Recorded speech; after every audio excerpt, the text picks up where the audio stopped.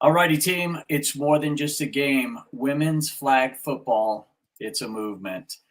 Every other webinar talking about women's flag football is talking about the sport. We're talking about the athlete inside the sport. And I'm going to digress a little bit here. I don't know if Johnny or Aaron is aware of this, but I take a lot of pride in coming from a sports athletic family. I played college football, ran track. My brother and went on to do endurance sports. Both of my brothers were Division I football players, and they played at a very high level at San Diego State. As a matter of fact, they were all Americans. But the true athlete in our family was my older sister, Tanya. Truly, truly an amazing athlete. Volleyball, track and field, and basketball. She was an outstanding standout athlete. Her athletic career was cut short because she was diagnosed at the age of 17 as manic depressive schizophrenic. And today, for women's flag football, what it means to me is to be able to carry that legacy for Tanya, because I know that she would have been an absolutely remarkable flag football player. So today, in Tanya's honor, we're going to talk about women's flag football, because I truly believe women now have an opportunity. They've always had an opportunity, but now they have an opportunity to compete on the gridiron. Here's what makes tonight different than every other flag football conversation happening right now. The sports coverage is everywhere. ESPN is covering it. Social media is exploding with it. Programs are announcing it weekly. Right before we went live, Johnny was actually sharing with us where there's different programs in different states, and Johnny's going to get into that. Sometimes it's flag football is being played in the spring. Sometimes it's being played in the fall. Aaron made a really good point that pretty soon they're going to have to make sure they're all coordinated and playing at the same time, or maybe they won't. Not the sport, not the highlights, the athletes navigating NIL, identity, and opportunity in the sport that's moving faster than an infrastructure around it. The three things that make tonight's angle impossible to replicate. One, Johnny Perkins sees it from the inside, and I'm going to introduce him, and we're going to get into it. He's a college sports official. He's watched NIL evolve from the beginning. He understands what institutions are doing and not doing to prepare athletes for what's coming. His perspective on flag football isn't from the broadcast booth, it's from the field level as a referee on the inside, actually playing between the hash marks. Erin is my co-host, and she's also the co-founder of Blueprint to Blue Chip, and she is the mastermind behind the Caddy framework, which she'll get into that. With Erin, every flag football conversation is about opportunity and growth. Erin has a daughter that she just put into school today, a freshman year. She moved her into the dorms at the University of Utah. Who knows? Maybe she too will play flag football. Erin is the only voice asking, who are you building underneath the opportunity for these young women? Because the athletes who thrive when the Olympic spotlight hits in 2028, which is just around the corner, won't be the most talented. They'll be the most prepared in character and NIL foundation, as well as identity. The Olympic clock creates urgency nobody else is naming. 2 years, that's it. Los Angeles Olympics, women's flag football on the global stage for the first time. And just to pull back the curtain a little bit, if you watched last weekend, you saw the United States actually lose to Canada in the final championship game. The athletes who build their NIL foundation, their brand, their character framework right now are the ones who are going to seize the moment. The athletes who wait won't be ready. That's the angle. That's the conversation. That's what makes tonight different. And I didn't take one breath from the time we started this show. Holy smoke, that was a mouthful. Yeah. And I want to first down.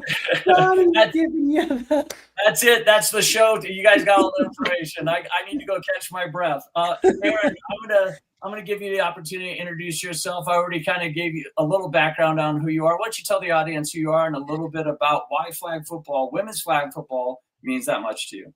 I love this. Thank you. You did a great job introducing me. Why flag football means so much to me, and then I'll give a little bit of my backstory real fast, is I'm a woman and I have a daughter, and I think any opportunity for young women to excel, have more opportunity, I think is incredible for them. And this is such a great sport because I think it really gives a lot of young women more opportunity than I think other skill sports that they may not have. So I think it's incredible. As you guys know, I am now a proud Utah Utes mom. My daughter just started college, or will on Monday, And my background is I come into this with, what would I say, as a parent, and then I bring in 25 years of executive coaching, and I am adamant based on my kids' experience, that we build the athlete under who all this is. Who are they beyond the sport? So important for me. That's why I'm here today. Awesome, Erin. Thanks so much. Here's Johnny. Johnny, tell the audience a little bit about yourself. And your pedigree is remarkable, and you bring vast knowledge to the field, no pun intended, for women's flag football. Tell the audience about yourself. Thank you, Thomas. Johnny Perkins, honored to be here with both of you, quite frankly. Blueprint to Blue Chip and what you're all doing. This is an amazing opportunity. Women's flag football, don't get me started. Well, you actually already have, so we're going to go forward. My background in my professional life, multiple years in the public and private sector, and I decided as a 3-sport official, basketball, baseball, and football, which is my first love, football. Ironically, I never played football. I was a baseball player, but we don't have to talk about that now. We can get into that another time. How did I end up in football? Because I love to run, and you run a lot on the football field. I decided to switch, do a pivot in my career and enter the world of collegiate sports, supporting student athletes, families, agents, sports agencies as it relates to NIL, name, image, and likeness, and revenue sharing, working my own consulting company, and also working with Pliable Marketing to really help educate student athletes and their families on what does a contract look like, how do we remain compliant, how do we make sure that we continue our education, what providers should we select, and that mental health component, which is so critical. And so I bring a unique experience, having worked in the private sector, having worked in the public sector, and then being a sports official. So I see, in fact, I just did my first high school varsity flag football game last night here in Sacramento. And so we are off and running. I have a game again tomorrow night. Didn't have one tonight because of the webinar, but women's flag football is surging. It's here. It's no longer in the building. It's out on the field. We're not drawing X's and O's on the chalkboard. We're running plays in between the hash marks. And so this is just an exciting time. And I'm honored to have this opportunity to take my background as it relates to contracts, compliance, education, financial planning, and support student athletes and their families. And a lot of the work that I'm doing now to support athletes in those NIL and revenue sharing negotiations and discussions. Awesome. Well, I can't wait to get into that, Johnny, because there is going to be a ton of opportunity for women in the NIL space. So let's get into it. It's more than just a game, it's a movement. The women's flag football movement is 2 years away from the Olympic stage. The athletes who are building their foundation right now are the ones that will own the moment. Tonight, we'll make sure that you're one of them for our audience that's listening. It's not a celebration of the sport, though the sport deserves celebration, and it's not a history lesson, though the history is remarkable. A real specific, urgent conversation about what athletes need to do and know right now to be ready for what's coming. Johnny's going to bring the authority, Erin's going to bring the foundation, and I will keep the locomotive moving. There's going to be 3 big takeaways for us to pay attention to tonight. 1, the movement is real, and it's moving faster than most NIL foundations are aware of. And that says a lot, because right now they're still trying to figure out most of the NIL, the rev share of what's going on in current athletics for men's sports and as well as women. But we know that the lion's share of that money goes to men's football and basketball at the collegiate level, but that's going to bleed into other sports. 2, the 5 pillars that apply to flag football at every level. And most athletes in the sport haven't built any of them.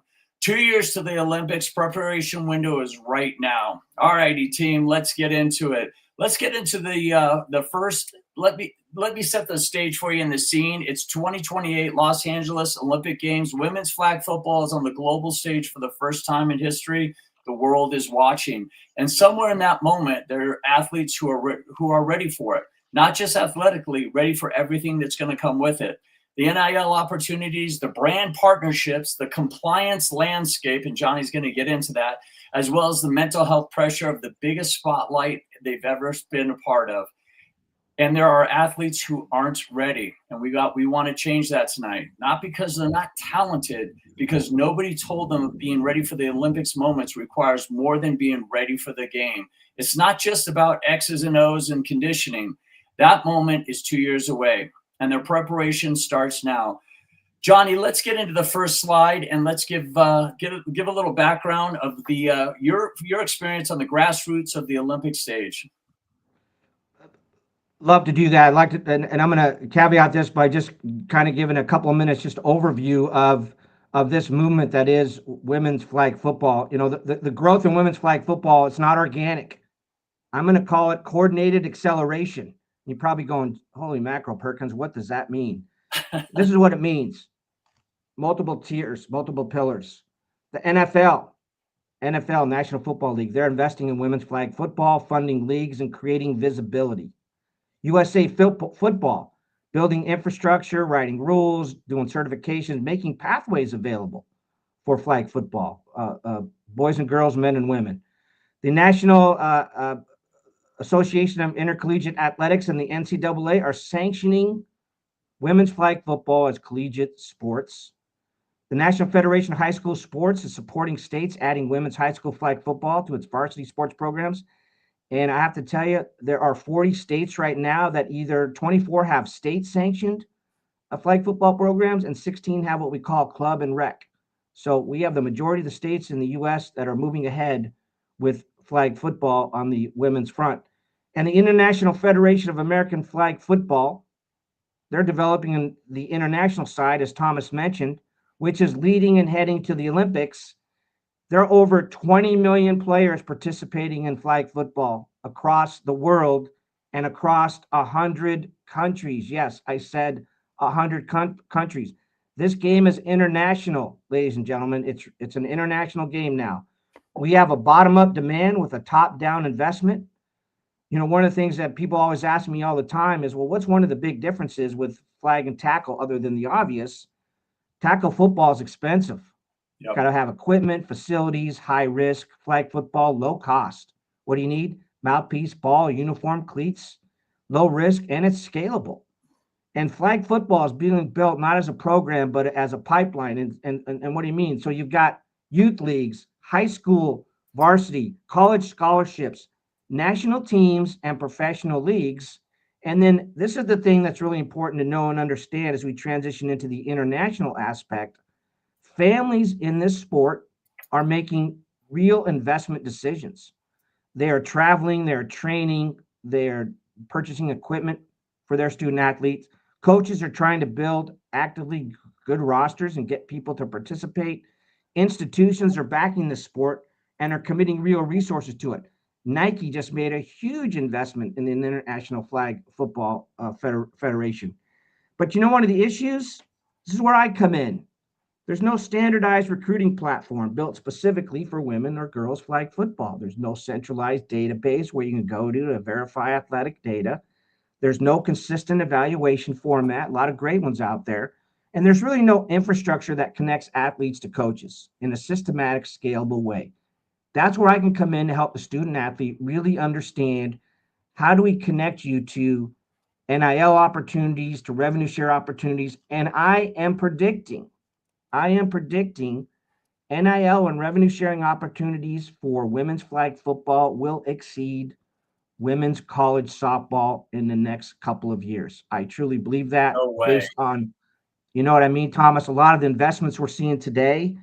You just had a group of NFL players, Peyton Manning, Tom Brady, and others.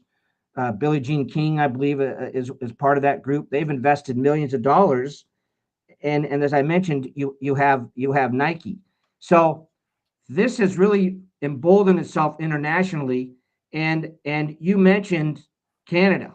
What a great thing Canada just had happened with them recently, where they were able to win that championship and really made a statement for their country. And I think that's one of the awesome things that's really out there. And by the way, you have men and women in Canada now, who both teams have made the Olympics. It's unbelievable. Both Canadian men and women's flag football teams are going to the 2028 Olympics. And Thomas, as you mentioned, the Canadian women won it in Dusseldorf, Germany, where the NFL hosted that tournament. I have to tell you, there were over 300 players in 18 countries I know. that actually participated. Right, so it was unbelievable.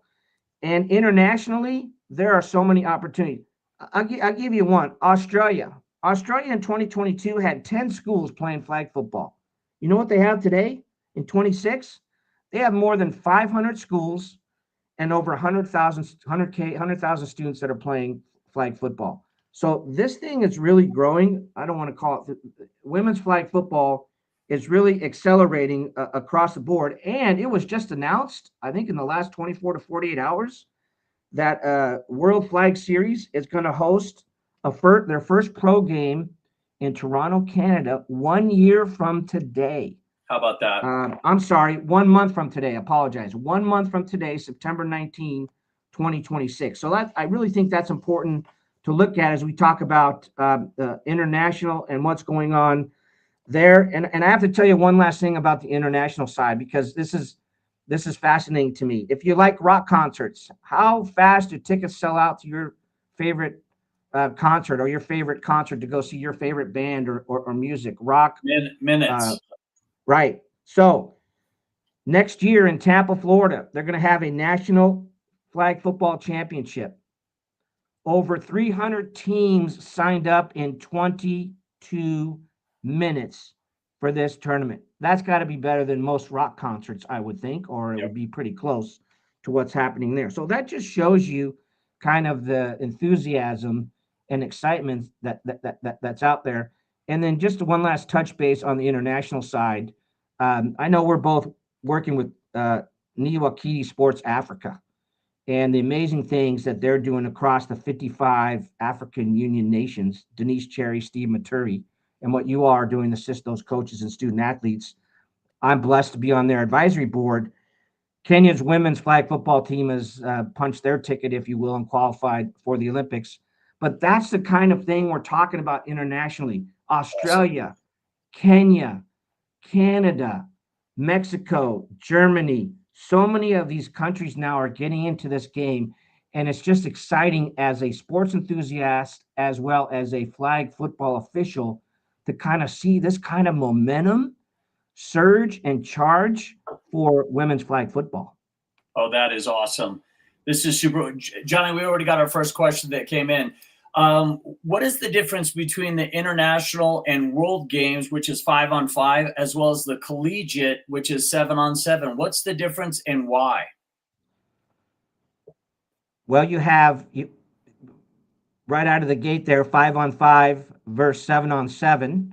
I'll tell you one of the different rule variations, international versus American in terms of 5-on-5, 7 versus 7v7. When the ball hits the ground, generally speaking, except for certain situations in flag football, the ball is dead. So in 7-on-7, if the ball hits the ground, it's dead right where it is. If it's behind the line of scrimmage, in 5-on-5, it goes back to the line of scrimmage. So, for example, if you're at the 5-yard line going out towards the other end zone, and the ball is snapped in the end zone and hits the ground, in U.S. football it's dead right there. It's a safety. It'd be ruled as a safety. That's the sign for safety. International ball, it comes back to the line of scrimmage. So that's one of the different distinctions. Is some of the rules are a little bit different, and there's been a lot of discussion about modifying or bringing the rules more in alignment with each other as we move forward with the growth and play of flag football. That's awesome. Aaron, I want to bring you into this. Blueprint to Blue Chip. It was built exactly for this moment. Tell me why. Well, it was built for this moment because we want to build the foundation of the athlete underneath all the skills, all the great things you see out on the field. You know, for these young women, we want to build their identity, who they are, the mental toughness, the character, the discipline, because those skills are going to take you through your life. And so our work, our passion at Blueprint is to make sure that that foundation is being built. And so that then when opportunities present themselves, where it's like you get on the national team, you get college scholarships, you get NIL deals, that you are prepared to handle those and not burn out because you weren't ready.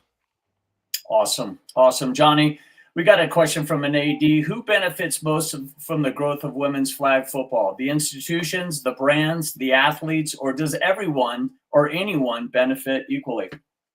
I think everyone benefits Okay. because for so long, women and female sports has been kind of pushed. I don't want to say pushed aside, but not brought to the forefront. Okay. And this is such an opportunity to elevate female and women's athletes and the great work that they're doing in this sport. I think everyone benefits. I think the fan benefits. I think the official benefits. We get to officiate these games, and it's an honor to be out there. I mean, I do tackle mostly, but the flag games I do, I have to say, the talent that I've seen in women and girls flag football, I've seen quarterbacks that are, no disrespect to the great boys and men that play football, but some of these women quarterbacks, before the receiver even cuts on a route, the ball's already out of their hand. I mean, it's amazing what I've seen.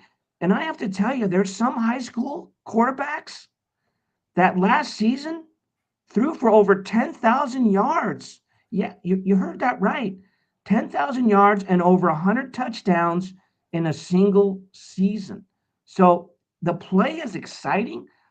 In flag football, speed kills. That's Yep. why you saw when the national team played some of the NFL players earlier in the year, NFL players lost both games because they had the mindset they could overpower them with their power and not their speed. And the national team handled them pretty well because they're quicker. So everybody benefits: athletes, players, families, fans, institutions, and brands, because there are so many opportunities to promote. There's so many brands that are interested, companies that do ankle braces, companies that put on that promote the headgear. Those individuals are very much interested in providing and supporting now from a financial standpoint with their products to some of these athletes who are playing flag football. Yep. No question about it. Well, I'm going to jump in here real quick. And, Johnny, you mentioned that Peyton Manning, and I assume Eli Manning, as well as Tom Brady, are investing in this. And we know how instrumental Peyton and Eli are in Arch Manning's career. But let's not forget that both Peyton and Eli, as well as Tom, they have daughters. And I'm sure that they are really excited about this. Now, whether or not, I'm sure they're not going to push their daughters into this if this isn't what they want to do. But it makes total sense. And, Johnny, to build on with something, about a year ago, I remember Erin and I were talking. Erin was up there in Utah, as she is right now. And I went to a women's flag football tournament here in Colorado up at Fort Collins. And I have never heard so much trash talking. I mean, some of the trash talking actually made me blush. But what was so interesting, I was so excited to see these women being able to express themselves. The difference was that I saw that I don't see here right now is the level of sportsmanship that these women have. After the game, they were shaking hands, they were high-fived, they were all laughing together. And I think that's something that the men can learn from, because what Erin and I are starting to see is how there's a huge drop-off in sportsmanship. With your experience, you're on the gridiron. Have you seen that as well? Or what is your opinion on sportsmanship between men and women's sports? Sportsmanship has gotten a lot better over the years, and I agree with you. Excuse me. The sportsmanship that is shown, and I've seen it really both in men and women's, boys and girls. When I'm at the 50-yard line doing the coin toss before the game starts, the first thing I say, two things, most important things: sportsmanship and have fun. As the captains, I'm really going to hold you to help me maintain and keep sportsmanship with your team and your players and your teammates. And I always make the captains shake hands when we're done. And then it's always great to see, like in hockey, where they always shake hands after a game. Sure. A lot of teams now are starting to shake hands after games, both tackle and flag, at the 50-yard line. And I really like to see that. because at the end of the day, it's really about your integrity and your character and how you carry yourself from a sportsmanship standpoint, whether you're winning or losing, no matter what your stats are.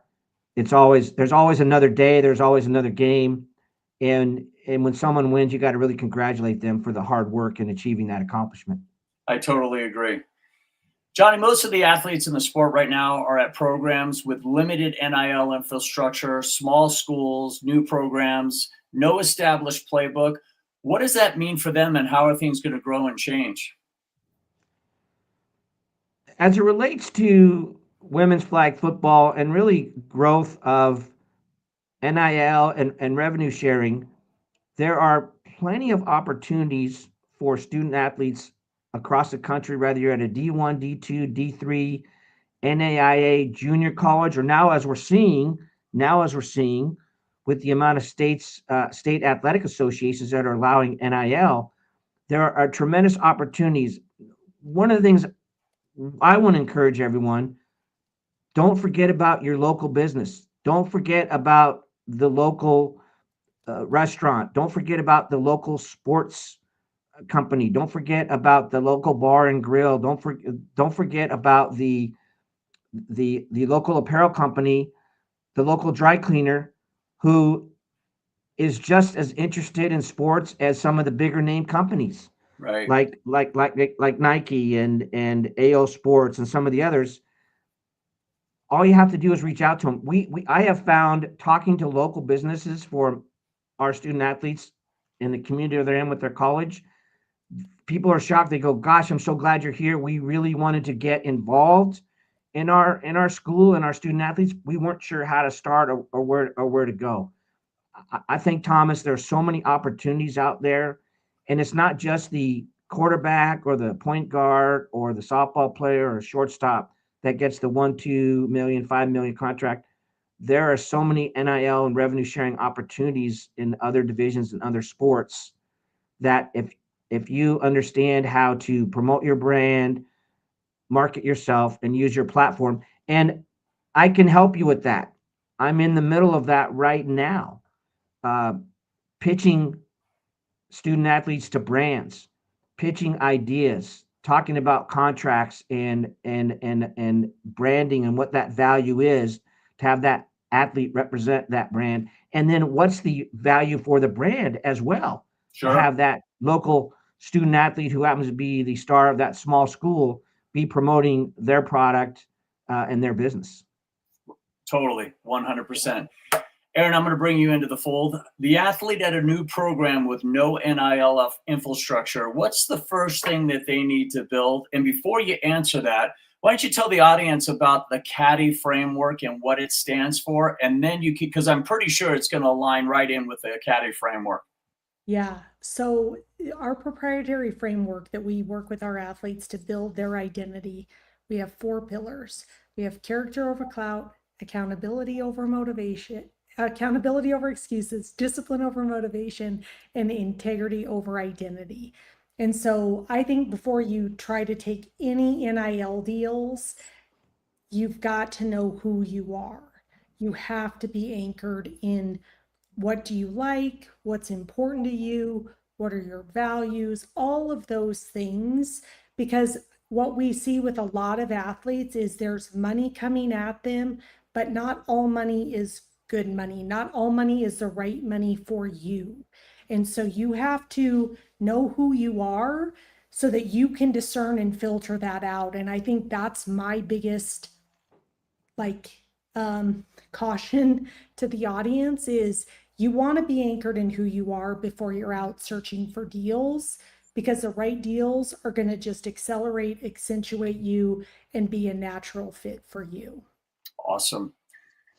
Johnny, as an AD, how do I build NIL support for a flag football program on a limited budget when my established sports already have full NIL infrastructure? Oh, that's a good one. It starts with your alumni. There you go. Go talk to your alumni. You will be surprised. I'm doing that now with 2 universities we're working with, talking with their alumni, and they are so excited about what they're seeing with women's flag football and the potential there to build something around that.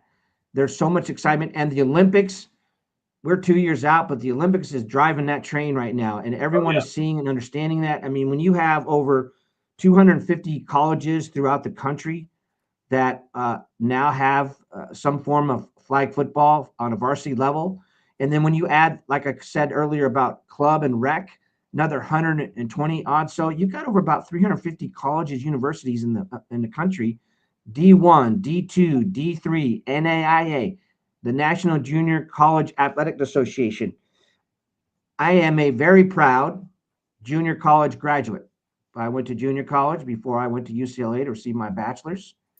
And I'm so proud of the National Junior College Athletic Association because they elevated women's flag football from an emerging to a championship sport. And in a couple of years, they're actually going to have a national championship game in junior college for women's flag football. And I want to give credit to Dr. Courtney Pruitt, who is currently the athletic director at Gilmore College. I believe Dr. Pruitt will be stepping down in a week or so. But how exciting is that? I mean, most community colleges, junior colleges, they eliminated the tackle football program because of what I said earlier about cost. That's right. At Cypress College, where I graduated, the football program's gone. But guess what? They have a women's flag football program, and actually pretty good at Cypress College. So I think start with your alumni. Go to programs, youth programs in your community. You'll be amazed. We have a person here in Sacramento, Letitia Gilmore, who heads up She Rocks flag football. And the opportunities across the board are just amazing. And Letitia's out in the community, coaching, mentoring, developing players, but also looking at opportunities to get businesses involved to really help promote it and advocate for it. So I like the idea of going to your alumni, going to sports organizations within the community, particularly those that are promoting, advocating for flag football, and getting their support and looking at creating that NIL. And then local communities, go to those local businesses. They love the conversation. I've talked to a number of them already, and they are super excited about what we're doing with NIL with them and what they can do to further not just assist their student athlete from their local community or local college, but the college and the institution itself. The excitement is it's unbelievable. That's awesome. Johnny, you beat me to the punch on giving a shout out to Letitia Gilmore. I noticed earlier she is now watching this, so we have got to get her on this. She's an absolute rock star in everything that she's doing for girls flag football. And before we get into Brian's question here on the screen, Brian, you and I, we share a passion for Hollywood movies. Brian, you and I are going to have to get together, and we're going to have to pull our Hollywood screenwriting friends together and make the first women's flag football movie, because we talk about some of the best sports movies when art imitates life. So, Johnny, let's get into this with Brian. Amazing opportunity across the board. If someone wanted to break into the flag football business on an entry level or even part-time basis, where would you suggest they start? Small or large companies or other organization? What's your thoughts on that, Johnny? Small companies. Okay. You want it to have it scalable. And so I think starting small and then scalable, have it scalable on the way up, but reaching out to local businesses. The popularity right now of women's flag football is incredible. I'll give you an example. That recent NFL championships that they had a few weeks ago that was on ESPN. Do you realize over 15 million viewers watched that weekend tournament? That's 50% higher than last year. It was the third year they had done it. 50% higher than last year. That beat most regular cable programming. And then for the girls' high school championship game, there were 1.4 million viewers. So there are a lot of people watching. That's why I'm a real strong advocate for local. Go, because the big brands, they're going to figure this out. Some of them already have. Yep. As I mentioned, Nike's already made an agreement with the international flag community about promoting some of these international teams and the American team. There are other local businesses, I think, starting small, working your way up, working your way at a college who already has announced it. So like if you're here in Sacramento, Sacramento State University has announced they're going to have a women's collegiate flag football team. Work with them, work with partnering, and we're having conversations with them now about what we can do to do some partnering with NIL and revenue sharing. So it's I mean, when you look at NFL flag, they've got over 900,000 players across this country, over 2,000 leagues, Aaron and Thomas, in all 50 states. So, I mean, how many sports can you say have that type of participation and growth trajectory like women's and girls flag football? 15 million viewership. That's almost what we're doing tonight. We're at about 16 million on this webinar right now. So ladies, you got to catch up. You got some work to do. You got to catch up, ladies. Johnny, let's get into the 5 pillars that every athlete needs to know, they need to know, and they need to know all 5. So it's right down the screen: contracts, compliance, education, professional services. And I want to address the last one. You and I will have a conversation about mental health and well-being. But Johnny, let's get into the contracts. Yeah, and I really want to cover that one as well. So I really appreciate it, and I'm really honored, Thomas, to be part of this discussion in honor of your sister. And I just want you to let you know. Oh, I appreciate that. Yeah. That God bless. That means a lot. So I appreciate that we're doing this in her honor, because family is. That's a priority. Oh yeah. Faith. I always say faith, family, and football, but we'll digress off the football one. But in the fall, we move football to the front. It's football. I'm going to get struck down. God, I'm kidding. God, no lightning rods. Yeah, I think there might be a little disagreement someplace, but contracts. So, having had the privilege to work for a labor union in my career, a collective bargaining agent, negotiated contracts, did a lot of it in the public and private sector. And I'm doing that now for my own consulting and with Pliable Marketing. Contracts are so key. It's just really, I want to really educate our student athletes. This is what we do: is we walk through the contract. Sometimes we draft them, sometimes we get them back. The 3 things that we really try to stay away from: perpetuity, exclusivity, and irrevocability. Perpetuity, exclusivity, and irrevocability. You don't want a contract that goes forever.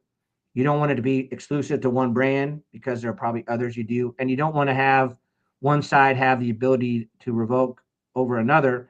And you don't want them to have the ability to use your name, image, and likeness as long as they want. And we were doing a contract the other day, and the company says, well, we want to kind of store the services. It's known as warehousing, and then have those done later and pay you later. You can't do that. That's something you can't do, which goes to compliance, but you can't do that in a contract. So you have to be really clear. And the contract's got to be really specific about deliverables for you as the student athlete and the family. What are those deliverables?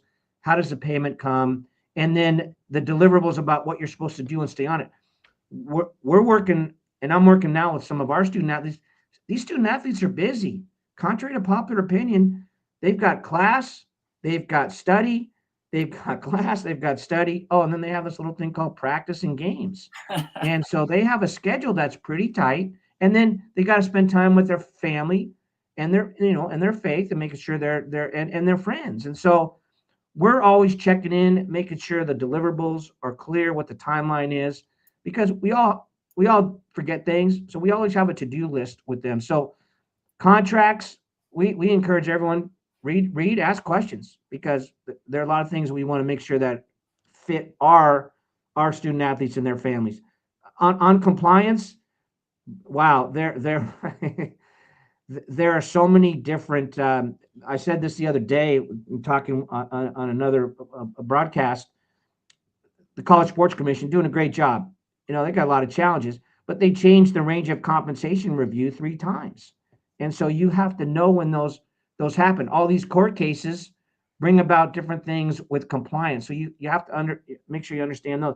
And one of the things that I've always tried to do is walk through our student athletes and their families. What do these rules look like currently? What happens when there's a change? We have high school athletes. High school athletic associations now have different compliance rules. If you if you want to sign a deal with a brand or move forward with services or some type of product endorsement, you've got to report it to your athletic director and association within a certain time period. Well, again, student athletes have to study, go to class, study, go to class, and then they have practice. So we're always working with them on compliance, because I'm always saying stay compliant, be compliant, and think compliant, because I worked in an industry in the environmental services space, one of the most heavily regulated industries in the world, and compliance was really important, or you're going to lose contracts really fast. Oh yeah. Here, compliance is important because you don't want to lose eligibility. So always working with our student athletes there. Education, boy, we educate ourselves every day in terms of knowing the landscape. It changes sometimes every second of every minute of every day. And we're just trying to make sure that we stay compliant with what we're learning and hearing about some of the changes. If the Protect College Sports Act, and we won't talk about that today because we did a little at the last call, if that passes, then there's going to be a whole another layer of education that'll need to be done on what things mean with the transfer portal and some of the other issues about revenue sharing and some of the other things that reporting requirements that'll be a part of that. But continuing education, making sure that we're providing our student athletes and their families with the proper education. And then professional services providers, really important to vet individuals, whether they're attorneys, legal counsel, agents, consultants. You always want to make sure that the person working with you / representing you has your best interest at heart. So that's why, when I meet someone for the first time, call me up. I'll talk to you. Go to my website, johnnyperkins.com, schedule a consultation with me. It's no charge. Let's talk about what you're thinking. Let's talk about what questions you have. I'm in this. I believe in sports and the student athlete and their families and what we're doing. And so, but also want to make sure that we're steering people to the right professional support as it relates to the things that are important, the legal counsel, the agent, if you need one. Sometimes you do, sometimes you don't. And then the financial planning. And we could spend a whole amount of time, and I know you all do on other webinars and podcasts and things that you're doing regularly. The financial planning piece is so critical. It's more than about taxes. It's planning your financial future, because what's really important is that integrity and character and what you do off the field as much as it is on the field.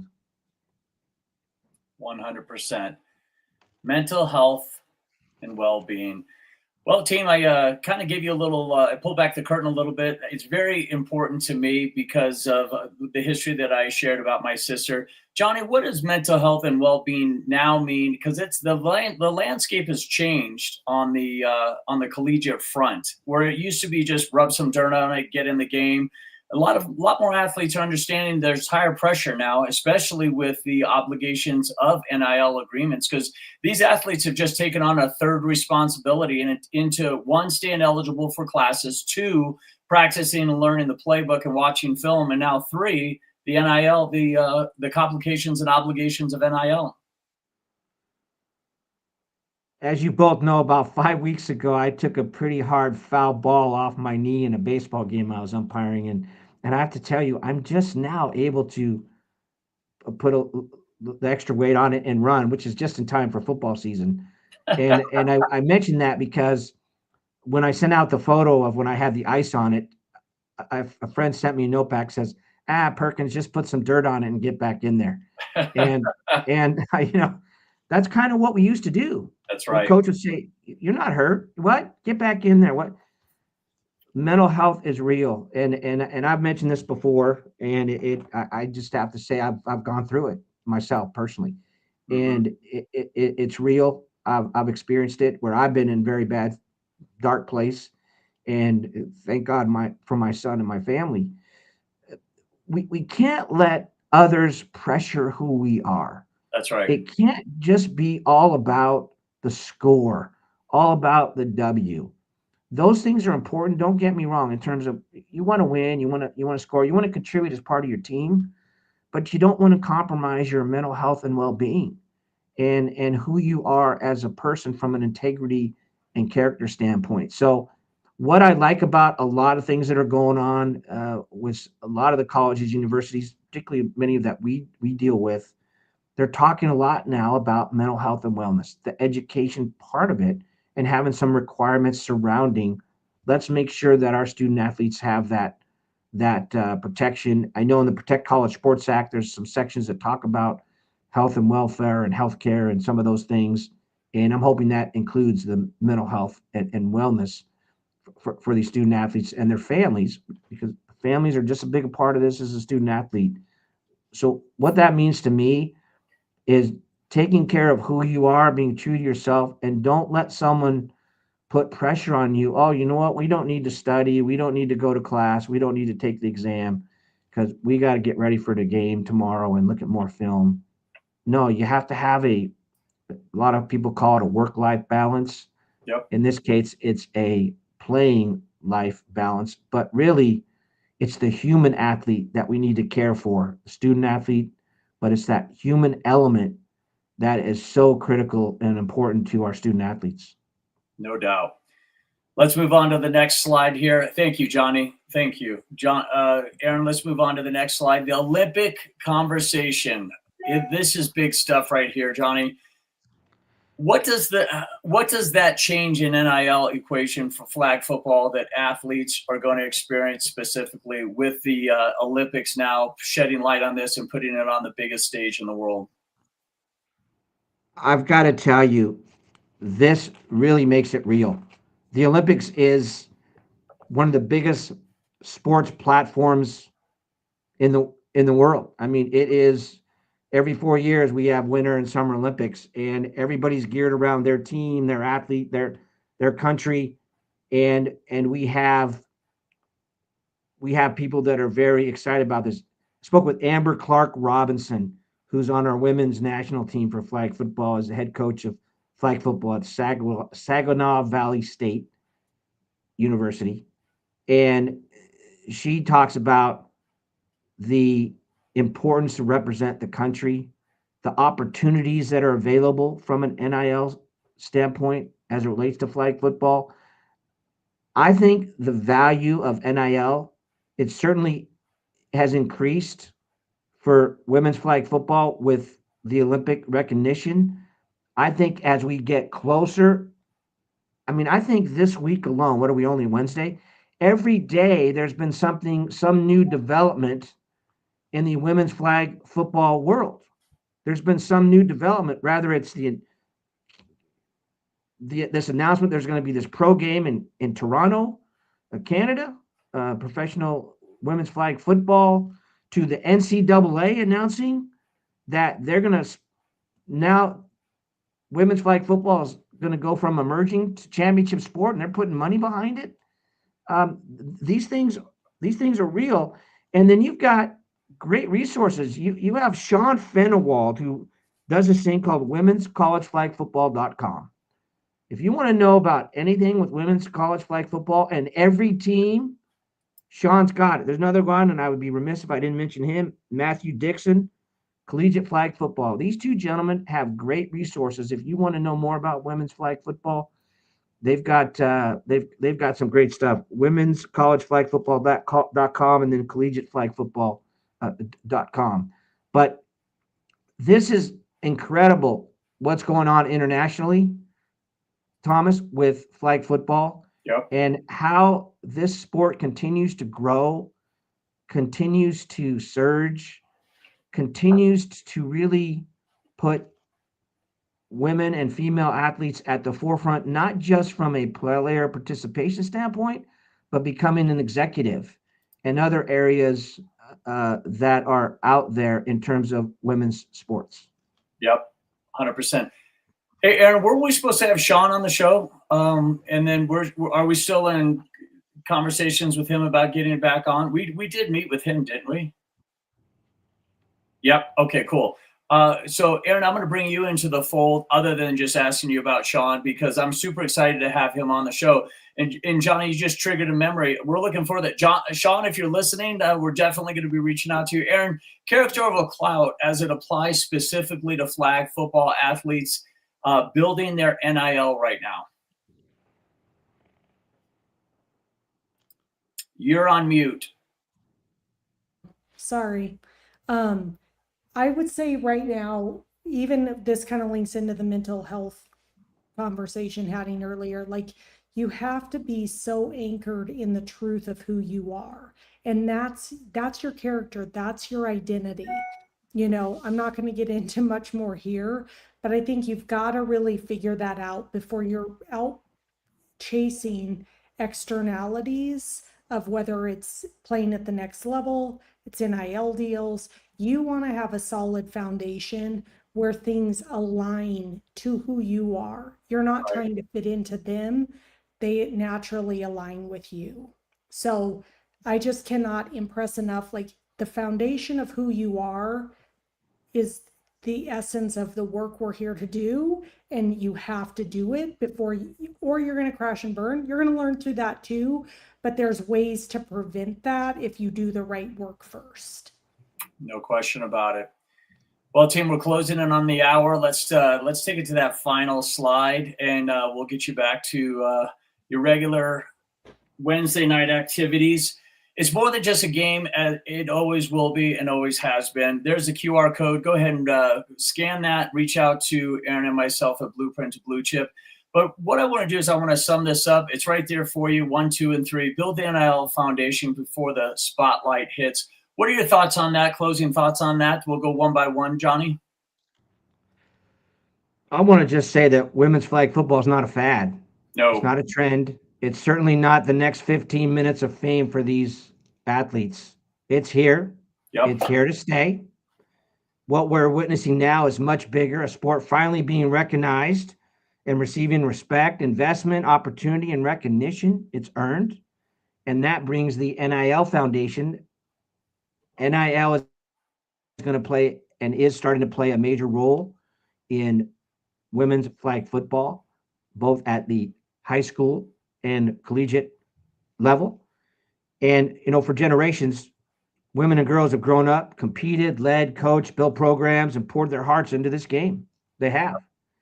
And often without little resources or recognition they deserved. You hear a lot of stories about women and young girls playing flag football earlier in their lives, and everybody used to kind of push it aside and go to the tackle games. But today, all that hard work has paid off, and it's opening doors to college competition, national platforms, scholarships, NIL, and opportunities that once seemed out of reach. So for me, women's flag football isn't the future anymore. It's happening right now. Yep. And looking at the 5 pillars and running through those as you work towards NIL and you work in the foundation of NIL, but also ensuring your integrity and character are key disciplines as part of this process and what the excitement that really is women's flag football. 100%. And what are your closing thoughts as it applies to the Caddy framework and these young women that are coming up in flag football? I think I could not be more excited for these young ladies. I think there's such an incredible opportunity for you to not only make opportunities for yourself, but to influence the next generation, because you are the pioneers. Yep. So that's not something to add more stress or more burden to you. It's just about how do you want to be the standard bearer of what great looks like. And so I think this is an incredible moment in sports history. I think it's only going to get more exciting. And I think I could not be more excited to be in this space right now as we help these ladies form their identity and find these opportunities to excel. That's awesome. You know, I'm going to give a shout out to Nevada State University. It's a university I had never even heard of until recently in a conversation. Nevada State, their women's flag football is absolutely dominant. And I have no allegiance to this school. I just have been following them, where they were blowing out other schools, major programs. And just to build on what Johnny was talking about, the Las Vegas Raiders have opened up their practice facility for these ladies to practice and have their games.